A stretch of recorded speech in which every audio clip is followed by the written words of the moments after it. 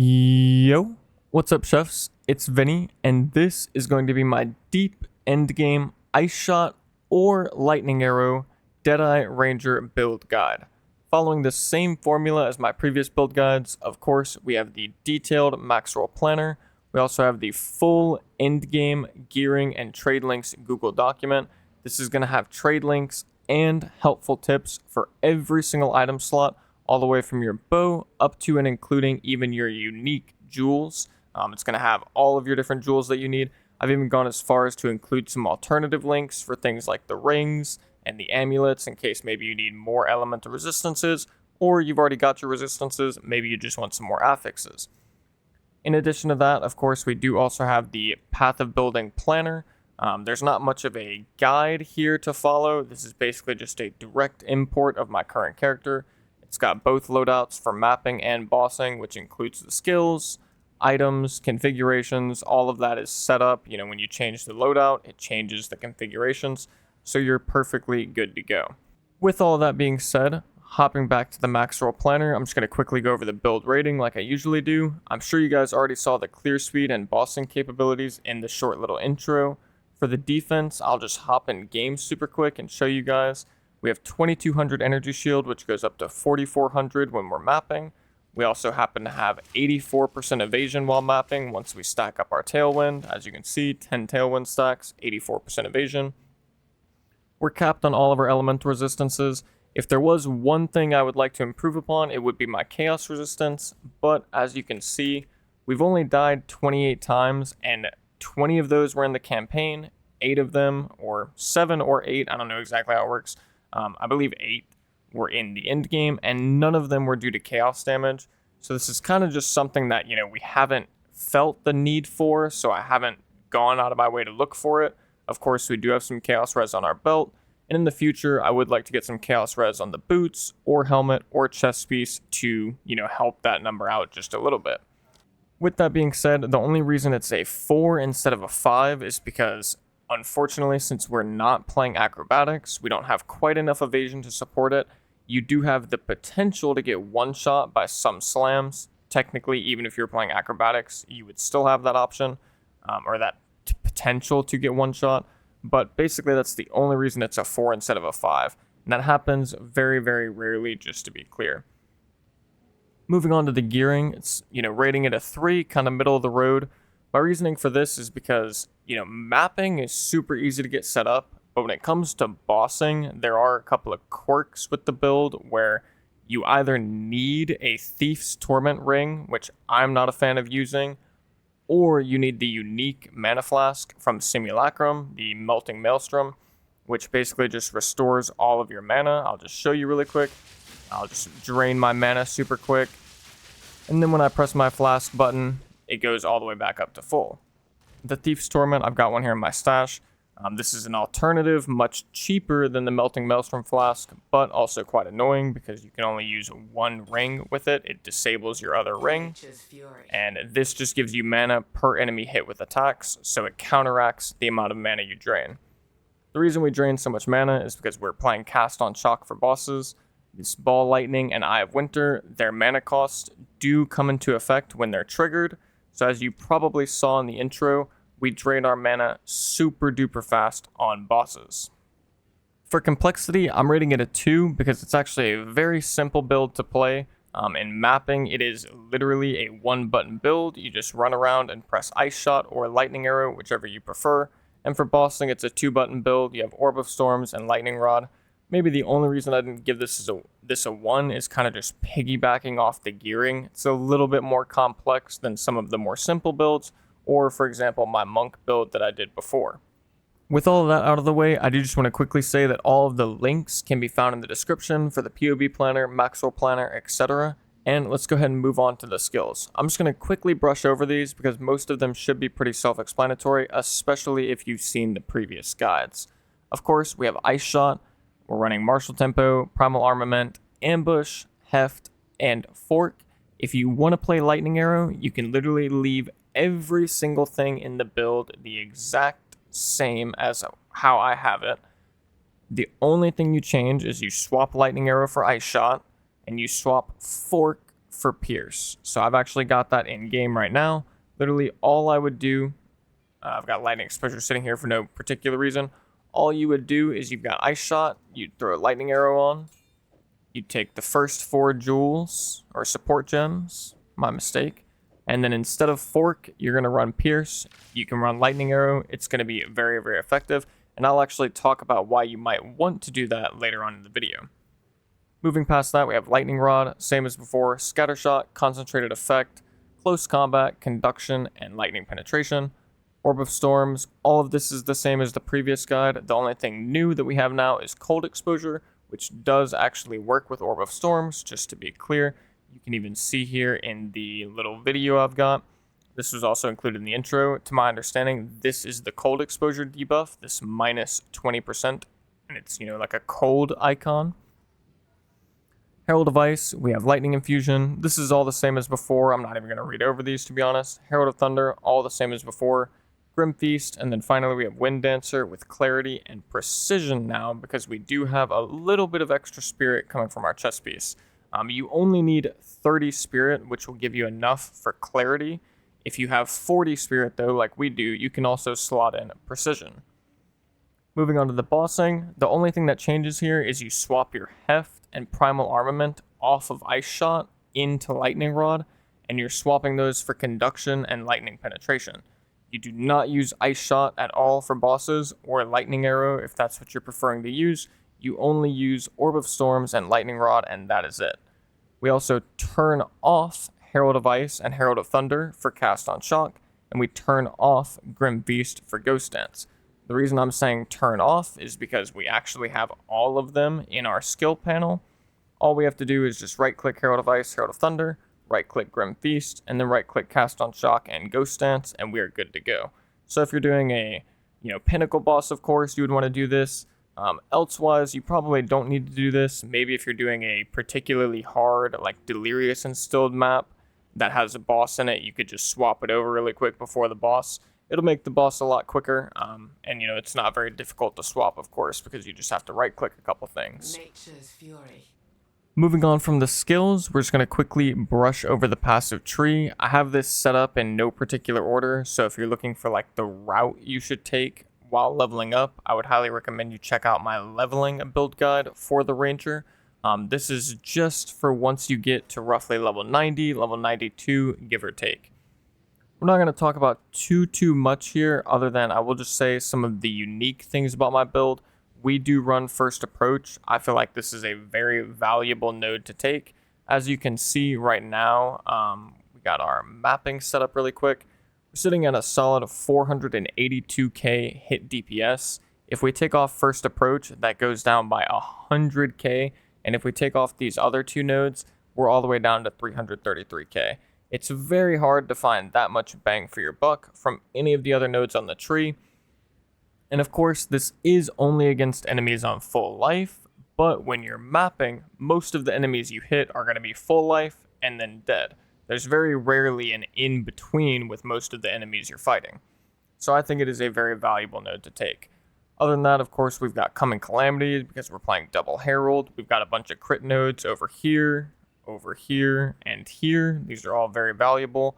Some of our big defensive nodes, we've got Spectral Ward, we've got Mindful Awareness right here. We've got a ton of move speed littered throughout the tree with Step Like Mist, Kite Runner, and actually those are the only move speed nodes that I can think of off the top of my head right now. I feel like there might be some other ones somewhere, but those are the only ones I can think of right now.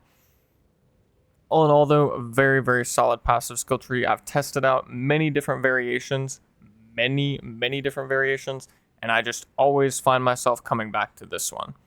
We also do have the Pinnacle Boss variant. The things that you change are you get rid of Coming Calamity, you also get rid of First Approach, of course, and you get rid of these defensive nodes and Step Like Mist in favor of taking Stand and Deliver, which gives you a lot more damage when you're at close range, and you will always be at close range on Pinnacle Bosses because you have to drop your Orb of Storms on the Pinnacle Boss, stand in the Orb of Storms, and then spam Lightning Rods. We also have Cooked, which gives us 50% increased critical damage bonus during any flask effect. This actually synergizes very well with the unique flask because you can see it lasts 9.3 seconds, which is very, very long. And then finally, we get rid of some of these extra nodes just so we can take some additional damage. You don't have to do that last part, getting rid of the defense for extra damage. I've just noticed in my experience that the defense doesn't really do anything for us in Pinnacle bosses because we're basically just trying to nuke the boss before any mechanics come out, and we're usually successful. So any extra damage just kind of results in a quicker kill. We also have these two nodes down here as well as part of the Pinnacle boss setup for some extra crit damage bonus. Never hurts. Do just want to quickly touch on the ascendancy as well because I forgot to do that earlier.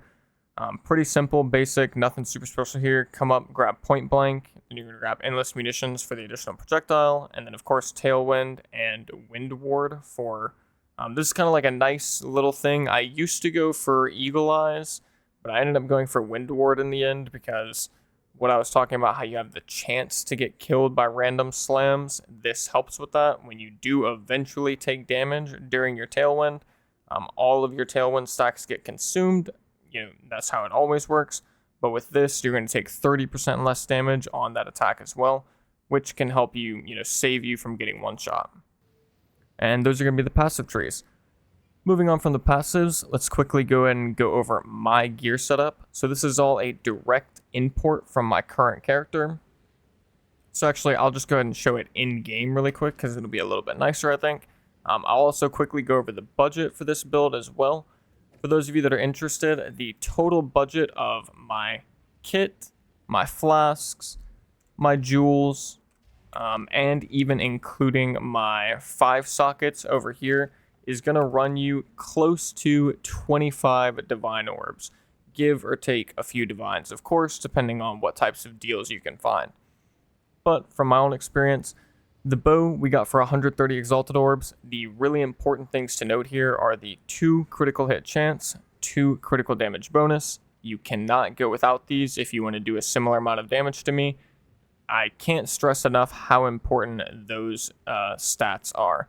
Also, for the runes, you might be able to see I'm trying something a bit different here because according to POE, I'm actually doing more DPS with 1 penetration rune and 1 critical damage bonus rune.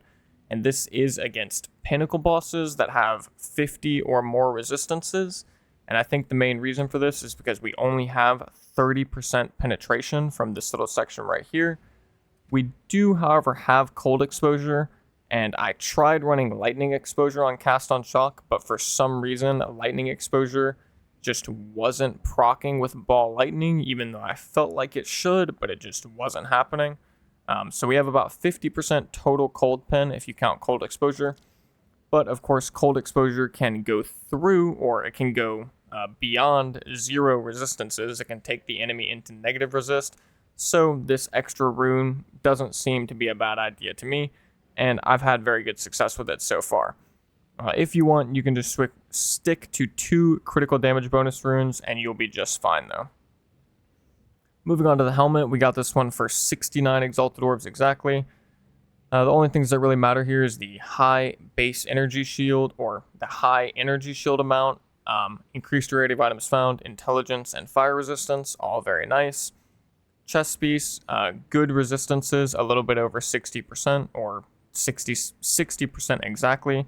You need 30 plus spirit or more, either coming from your chest piece or your amulet. I chose to go with my chest piece. And then, of course, a large amount of energy shield and evasion. I have a lot of people ask me, how do you have so much energy shield? I don't get it. Well, if I take off my chest piece, I go from 2167 all the way down to 1089. So that should give you an idea of, where I get a lot of my energy shield from. Boots, same thing. We get a fair bit of energy shield from these as well, about 250 or so. We go for the hybrid ES evasion boots. Important things here is the movement speed, increased rarity, and the resistances. And of course, the good evasion and energy shield. Belt, all that matters here is the resistances as far as I'm concerned. You could get max life, you could get max mana, but nothing is quite as important as the resistances. And this is where we get some of our chaos res, of course, which I think is quite valuable to get from the belt. Moving on to the Hoa gloves. Nothing special here. Been rocking these for quite a while. Have not upgraded them. The only way I could see myself upgrading them is getting one with a better corruption, so either more lightning damage to attacks or something along those lines. But I don't think that's, obviously not mandatory. That's like a super late end game, kind of back of the mind thought. After the Hoa, we've got our Quiver. This is a very nice Quiver. We got this for 3 Divine. I'll actually just go back and really quickly mention the prices for these other ones. Chest piece was 2 Divine. Boots were like 25 to 40 Exalted Orbs. Belt was 60 Exalted Orbs. I spent 300 on the Hoa gloves, but now they're going for like 150. The Quiver we got for 3 Divines. This is a very, very nice Quiver. Good cold damage to attacks roll. Very high projectile speed. Very high bow skills damage. Increased crit chance. Increased critical damage bonus. Crit chance, critical damage bonus. Very, very important. Projectile speed, damage. Very, very important. The level of all projectile skills is kind of like a window shop stat. I personally would not recommend getting too many plus level of all projectile skills because you will start running into mana problems. Although maybe, with the mana flask, maybe it wouldn't actually be that bad. After that, we have our necklace. We got this for 30 Exalted Orbs. The important stats here are the maximum energy shield, rarity of items found, critical hit chance, increased evasion rating is nice, dexterity is nice. The trade link in the Google document is a little bit more advanced than this because I think some people will probably want to spend more than 30 Exalted Orbs on their amulet. You can definitely find something quite a bit better than this, but it is still pretty good and definitely gets the job done. Moving on to our rings, we have this ring here for 30 Exalted Orbs. Had a lot of people tell me, oh, that was a steal, they're much more expensive than that. I set up the trade link, and I'm going to be perfectly honest with you, I don't actually think they are that much more expensive than this. I'll actually just open this trade link really quick right now, give you guys an example. So this is set up for, high resistances. We've got 13 all LE res, at least 45 other resistances, and good flat damage rolls. If I hide the filters, I can sort by price. We've got double flat damage rolls, rarity, intelligence, all LE res, cold res for 1 Exalted Orbs. This one might have already sold. We've got 5 Exalted Orbs, pretty solid. Just keep looking a little bit. We'll find one that's like roughly the same price as mine. Here's one for 20. Listed 5 hours ago. It's got,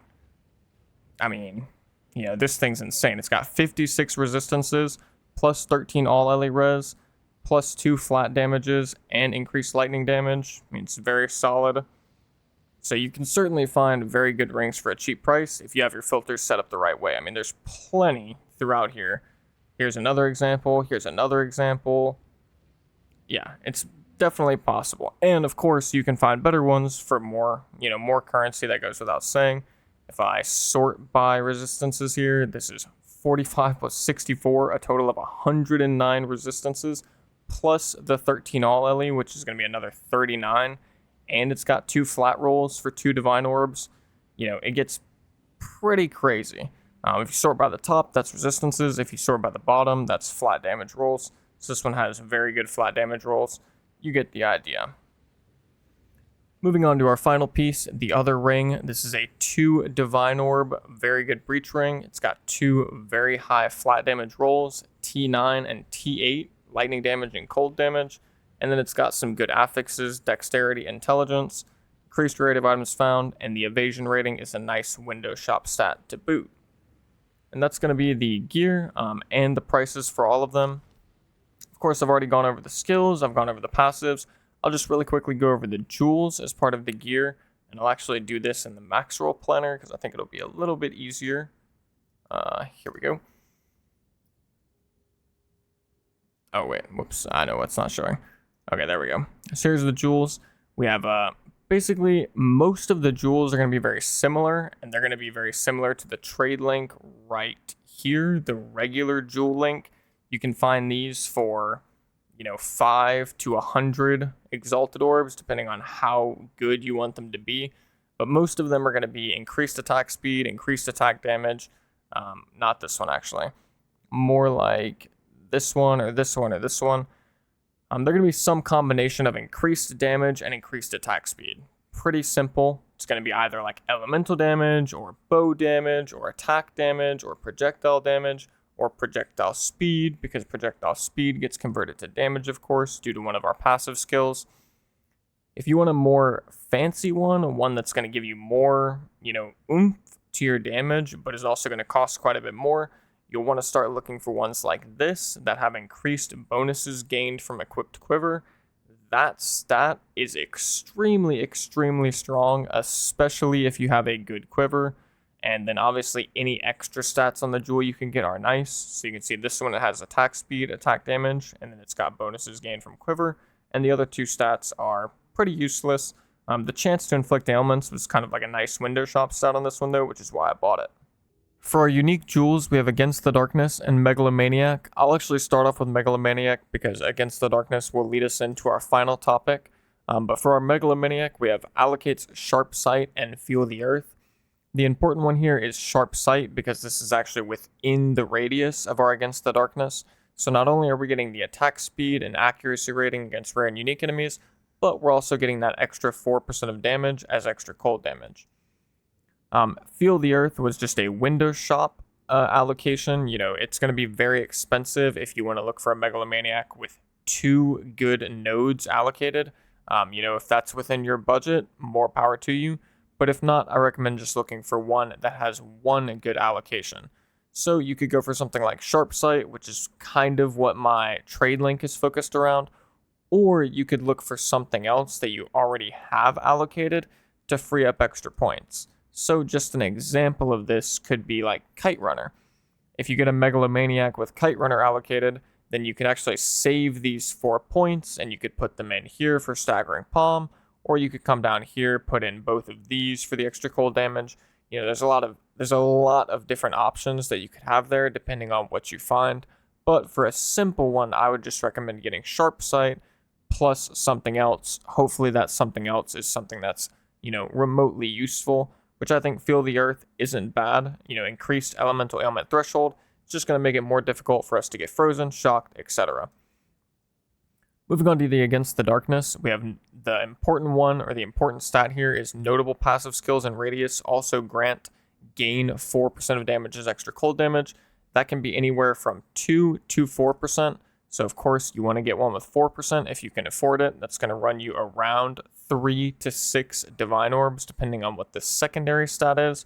We shelled out a little bit more, 5 Divine Orbs, for the 1% increased maximum life from the small nodes. And like I said, this is going to lead me into the final topic, which is going to be Lightning Arrow versus Ice Shot. So for the vast majority of my playthrough, I was running Ice Shot. Only up until the very, very end did I start to test and play around with Lightning Arrow. I used Lightning Arrow all day yesterday on stream, and as I kind of foreshadowed earlier, I do think there is a reason you would want to run Lightning Arrow over Ice Shot, and that's going to be for Delirious maps and Simulacrum. As some of you may know, this is kind of like a if you know type of thing. Simulacrum is extremely, extremely hard. Easily the most difficult content in the entire game by a large margin. And the mobs in Simulacrum are like freeze immune, basically. They're not fully immune, but it's very, very hard to freeze them. And so a big portion of the reason why we run Ice Shot is just negated. And Lightning Arrow just seems to do a little bit more effective damage because it's chaining around with like auto aim and all of this good stuff. It's just a little bit more effective for the Simulacrum encounter. And I had much better luck when running Lightning Arrow. And truth be told, I've had the same experience when doing Delirious maps. So I would say if you're not running Delirious maps, I think Ice Shot is better. And if you're running Delirious maps or Simulacrum, I think Lightning Arrow is better. With that being said, if you have a higher investment build, so like if you get a 20 Divine Bow or a 40 Divine Bow or whatever the case may be, and your investment is much, much higher than mine is, you can easily run either of them and you'll be just fine. But if you're, working with what you got, you might want to just swap between Ice Shot or Lightning Arrow depending on what content you're doing. And finally, the last thing I'll talk about is how you should be splitting your damage. What I mean by that is basically you want to have a good amount of cold damage and lightning damage coming from whatever skill you use. It doesn't have to be quite perfect or as perfect as mine is, where it's basically like 50% cold, 50% lightning, but you do want a good amount of each in order to be effectively freezing and shocking the enemies you're fighting against. Which, as you can see here, this is including the Against the Darkness. Obviously, this is why we get lightning damage on our bow, because our ice shot is doing cold damage, so we don't need to worry about the cold as much. That's why we get lightning damage on both of our rings as well. And at a certain point, I realized I was getting a little bit too much lightning damage to where my cold damage was falling behind. So that's why we got the cold damage Against the Darkness, and ultimately ended up, turning out basically just perfect on our ice shot, where we're doing about the same amount of each. Unfortunately, if I put on my lightning arrow, it's not exactly the same anymore. However, like I said, I've tested lightning arrow a fair bit, and I've had zero issues with it, even with these damage numbers. We're still freezing just fine, shocking just fine, everything's still exploding. In a perfect world, if you wanted to run lightning arrow, you might be better off getting flat cold damage on your bow instead of lightning damage. But like I said, I have not noticed any need for it. I did some of the hardest content in the entire game with lightning arrow yesterday, had zero issues. So do with that what you will, but you do have your bow, your rings, your quiver, and your gloves are all slots where you can get flat damage. Obviously, your gloves are kind of locked to lightning because you're using Hoa gloves, but your rings, your quiver, your bow, you can swap between flat lightning and flat cold depending on what you need to try and get the perfect balance.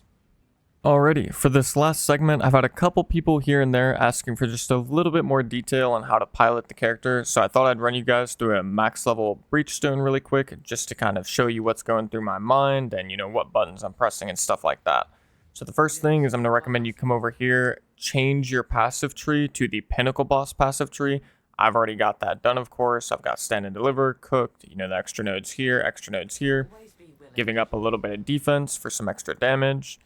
After that, you're going to go ahead and throw in your Breachstone.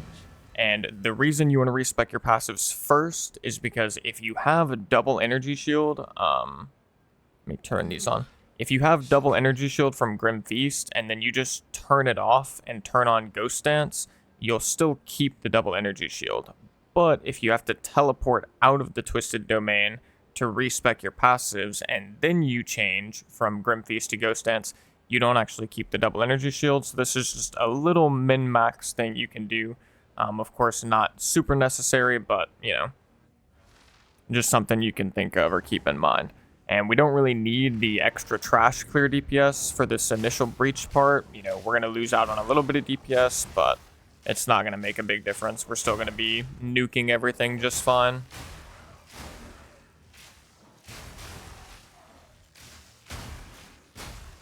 One of the main things you want to keep in mind, really maybe the only thing you need to worry about when doing this, because it is very easy with this build, is just don't use a bunch of your mana flasks right before the boss. You want to make sure that you actually have as close to full mana flask charges as possible, because you will run through them relatively quickly when you're actually fighting the boss.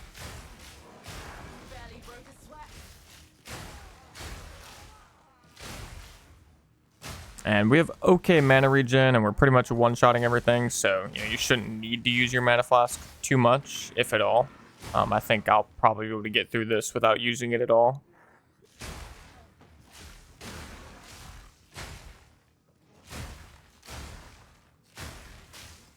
And yeah, of course, nothing super difficult here. We're just using Lightning Arrow, that's it. If you run into a particularly nasty rare, you can, like this, you can drop down an Orb of Storms and a couple Lightning Rods, and they just evaporate.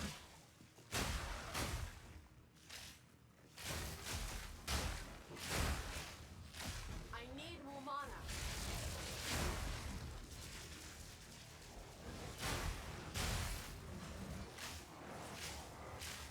I'll actually go and use one mana flask charge, but I don't think that's going to make a difference. We'll probably actually get that charge back before we get to the end anyways.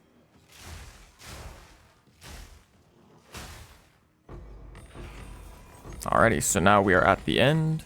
Just pick up all of our goodies super quick. Leave all that stuff. So now it would be at this time that if you didn't change your passives beforehand, you would obviously have to portal out, change your passives, come back. And if you did that, you wouldn't keep your double energy shield. But you'll see here, I'm going to turn off my heralds, Grim Feast, turn on Cast on Shock, turn on Ghost Dance, and I still have a double energy shield. Won't really make much of a difference because ideally we're just going to kill the boss immediately, but you know, it doesn't hurt. Quick interruption just to say, don't forget when you turn off your heralds and your Grim Feast to turn on your Cast on Shock and Ghost Dance.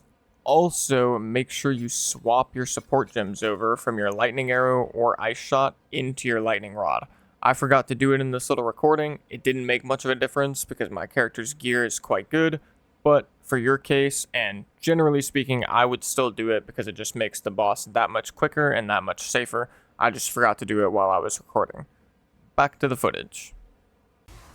With that being said, what we're going to do next is we're going to go ahead and stack up our rage in advance of the boss.